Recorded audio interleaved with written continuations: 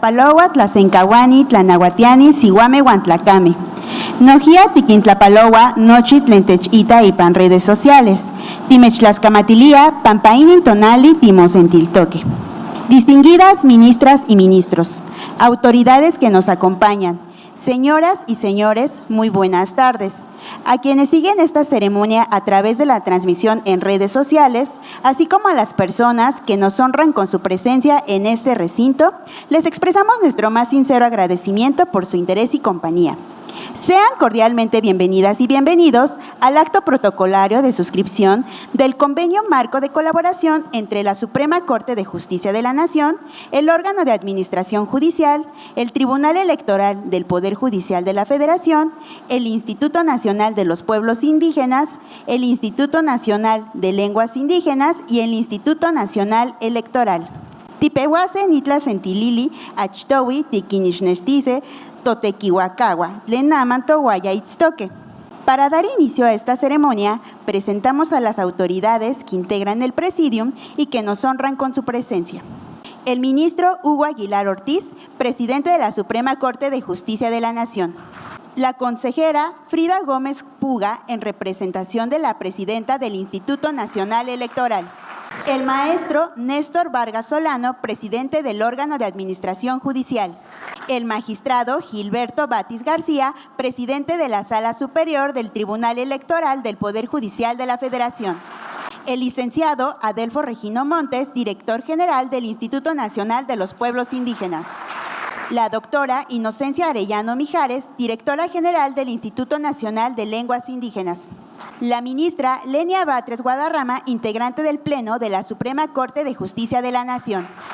El magistrado Rufino León Tobar, integrante del Tribunal de Disciplina Judicial. El ministro Giovanni Azael Figueroa Mejía, integrante del Pleno de la Suprema Corte de Justicia de la Nación. El ministro Irving Espinosa Betanzo, integrante del Pleno de la Suprema Corte de Justicia de la Nación. Ministro Arístides Rodrigo Guerrero García, integrante del Pleno de la Suprema Corte de Justicia de la Nación.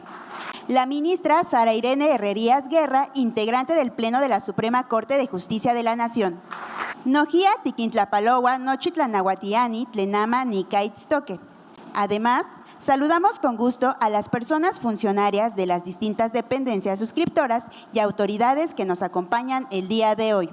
La licenciada Zurit Berenice Romero Domínguez, la doctora Xochitl Almendra Hernández Torres, la maestra Catalina Ramírez Hernández, el maestro José Alberto Gallego Ramírez, la magistrada Claudia Valla Aguilar Socho, magistrada Eva Verónica de Guives Zárate, magistrada Indira Isabel García Pérez, el consejero electoral Arturo Manuel Chávez López, la doctora Claudia Arlet Espino, secretaria ejecutiva del INE, al magistrado Sergio Molina Martínez, director general de la Escuela Nacional de Formación Judicial, y a todas las autoridades y personas servidoras públicas del Instituto Nacional de Lenguas Indígenas, del Instituto Nacional de los Pueblos Indígenas, del Instituto Nacional Electoral, de la Suprema Corte de Justicia de la Nación y del Instituto Federal de la Defensoría Pública, que hicieron un espacio en sus agendas para acompañarnos.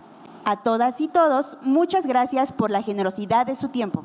Para continuar con este acto protocolario, invitamos a la ministra Sara Irene Herrerías Guerra a dirigir un mensaje. Adelante, ministra. Gracias.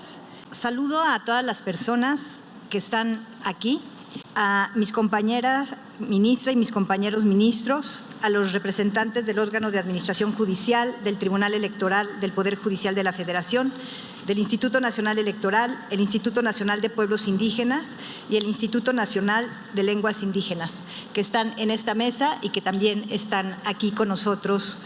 Sobre el convenio que ahora nos convoca, sin duda las reformas constitucionales de 1992, 2001 y 2024 en materia de derechos de los pueblos y comunidades indígenas y afrodescendientes constituyen algunos de los hitos más relevantes en la historia de los derechos humanos de nuestro país.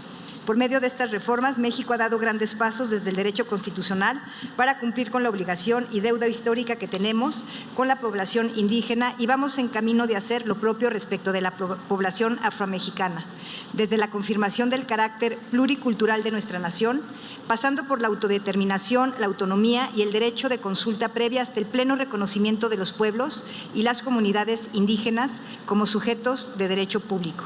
Aún con todos los avances para estas poblaciones, el ejercicio pleno y cotidiano de derechos humanos sigue pareciendo un logro que tiene que lucharse y ganarse día a día. Como se menciona en el propio convenio, México cuenta con 23.2 millones de personas que se autoidentifican como indígenas, es decir, casi el 20% de la población nacional, a la que se suman 3.1 millones de personas afromexicanas. Esto implica que somos el país con mayor número absoluto de personas indígenas de nuestro continente y, por tanto, también uno de los primeros en el mundo. Es por eso que el desarrollo de mecanismos y acciones para que esta población acceda efectivamente a la justicia no es un reto ni una obligación menor. Para cumplirla adecuadamente, debemos tomar en cuenta que, aunque solemos hablar de los pueblos y comunidades indígenas y afrodescendientes como si fueran una unidad, también entre estas poblaciones existe una enorme diversidad y grandes diferencias. Igualmente, las mujeres indígenas y afroamericanas deben de ser nuestro especial interés. Por eso me alegra que este convenio incorpore explícitamente en sus enfoques la perspectiva de género. Cuando se trata de los derechos de participación y político-electorales, debemos tomar en cuenta la particular circunstancia de las mujeres.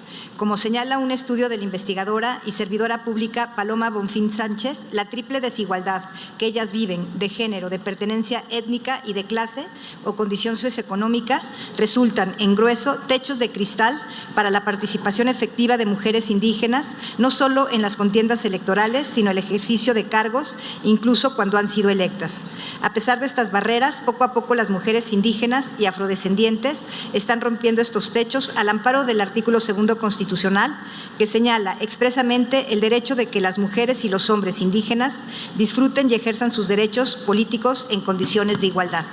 Aquí en la Corte estamos para respaldarlas en ese proceso y esperamos que este convenio constituya un paso más para lograrlo. Muchas gracias.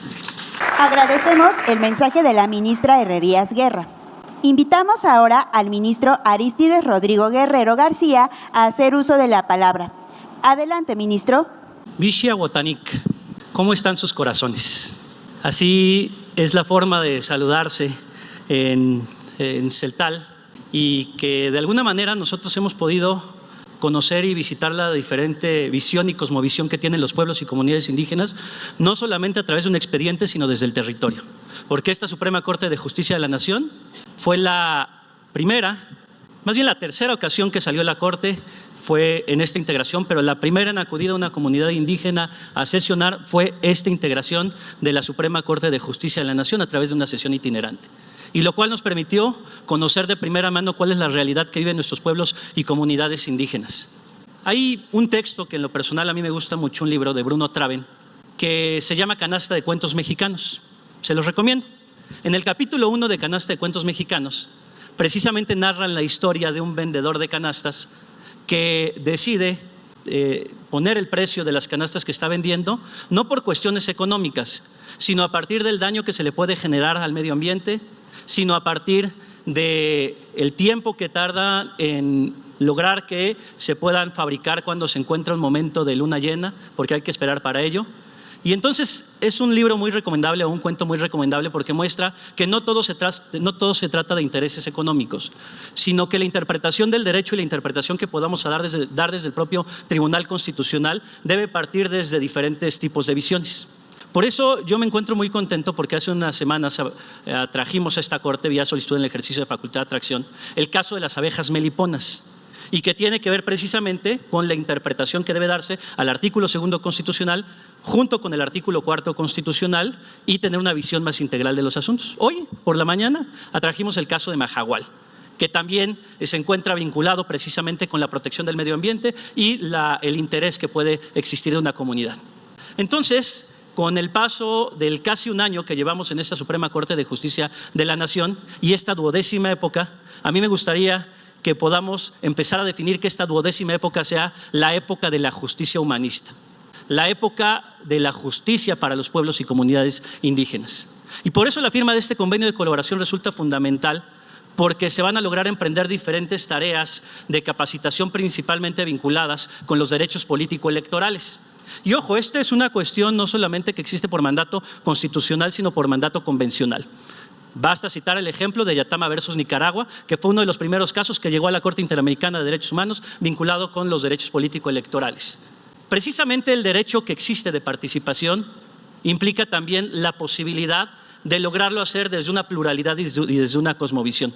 Por eso yo lo he dicho también en reiteradas ocasiones que para mí es un privilegio ser parte de esta integración de la Corte que por primera vez en este siglo se encuentra presidida por un ministro de origen indígena.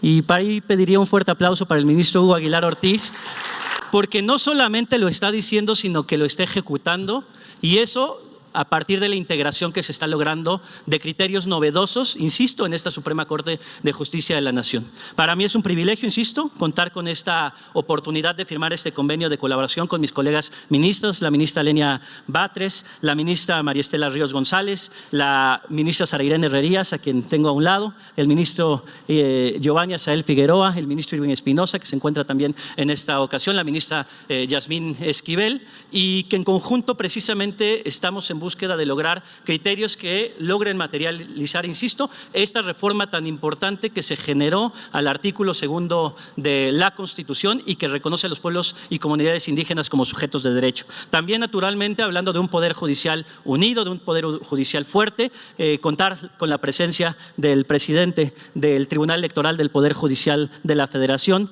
quien es el máximo órgano en materia electoral, que además como familia dentro del Poder Judicial también se encuentra estableciendo diversas acciones en torno a fortalecer la justicia de los pueblos y comunidades indígenas en materia electoral. Por eso es un privilegio saludar también al magistrado Gilberto Batis García y naturalmente a las magistradas y magistrados que el día de hoy se encuentran presentes. Naturalmente también al magistrado Rufino León Tobar, muchísimas gracias magistrado, y a todas las magistradas y magistrados del Tribunal de Disciplina. Naturalmente también a la doctora Inocencia Arellano Mijares, que el día de hoy nos acompaña, y al maestro Néstor Vargas Solano, quien desde el órgano de administración judicial también se encuentra realizando un papel fundamental, precisamente con la vinculación que pueden tener a su vez las propias defensorías vinculadas o específicamente en materia de protección de derechos de los pueblos y comunidades indígenas. Agradecerles a todas y a todos y felicitar la firma de este convenio de colaboración.